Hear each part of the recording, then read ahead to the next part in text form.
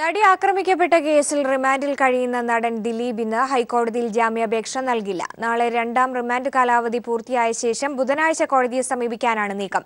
ഇതിനിടെ യുവനടിയോട് അപമര്യാദയായി പെരുമാറിയ കേസിൽ സംവിധായകൻ ജീൻ പോൾ ലാൽ ഉൾപ്പെടെയുള്ളവരുടെ ജാമ്യാപേക്ഷ സെഷൻസ് കോടതി ഇന്ന് പരിഗണിക്കും. ദിലീപിന്റെ ജാമ്യഹർജി ഹൈക്കോടതി മുൻപൊരു തവണ തള്ളിയെങ്കിലും ഒരിക്കൽ കൂടി ഹൈക്കോടതിയെ തന്നെ സമീപിക്കാനാണ് നീക്കം. സാഹചര്യങ്ങൾ മാറിയതിനാലും അന്വേഷണം പൂർത്തിയായതിനാലും ദിലീപിനെ ഇനി തടവിൽ പാർപ്പിക്കുന്നത് അനാവശ്യമാണെന്നാണ് വാദം. ഇന്ന് ജാമ്യാപേക്ഷയുമായി ഹൈക്കോടതിയെ സമീപിക്കാനായിരുന്നു ആദ്യ തീരുമാനമെങ്കിലും ബുധനാഴ്ച മതിയെന്ന് പിന്നീട് തീരുമാനിക്കുകയായിരുന്നു. ദിലീപിന്റെ രണ്ടാം റിമാൻഡ് കാലാവധി ചൊവ്വാഴ്ച പൂർത്തിയാകുന്ന സാഹചര്യത്തിലാണ് ഈ തീരുമാനം. 2 റിമാൻഡ് കാലാവധി പൂർത്തിയാക്കുന്നതിനാൽ ജാമ്യം ലഭിക്കാൻ സാധ്യതയേറുമെന്നാണ് ലഭിച്ചിരിക്കുന്ന നിയമോപദേശം. 2 കാരണങ്ങളാണ് ജാമ്യഹർജിയിൽ ചൂണ്ടിക്കാണിക്കുക. അപ്പുണ്ണി പിടിയിലായതും മൊബൈൽ ഫോൺ നശിപ്പിച്ചതായി വ്യക്തമായ സാഹചര്യത്തിലും കസ്റ്റഡി തുടരേണ്ടതില്ല എന്നാണ് വാദം. എന്നാൽ ജാമ്യാപേക്ഷയെ ഇക്കുറിയും പ്രോസിക്യൂഷൻ ശക്തമായി എതിർക്കും. പുതിയ ചില തെളിവുകൾ ദിലീപിനെതിരെ ലഭിച്ചിട്ടുണ്ടെന്നാണ് പ്രോസിക്യൂഷൻ നിലപാട്.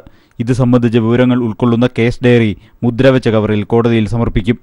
ഇതിനിടെ യുവനടി നൽകിയ പരാതിയിൽ യുവ സംവിധായകൻ ജീൻ പോൾ ലാൽ, നടൻ ശ്രീനാഥ് ഭാസി തുടങ്ങിയവർ സമർപ്പിച്ച മുൻകൂർ ജാമ്യ ഹർജി ഇന്ന് സെഷൻസ് കോടതി പരിഗണിക്കും. News bureau, Kochi.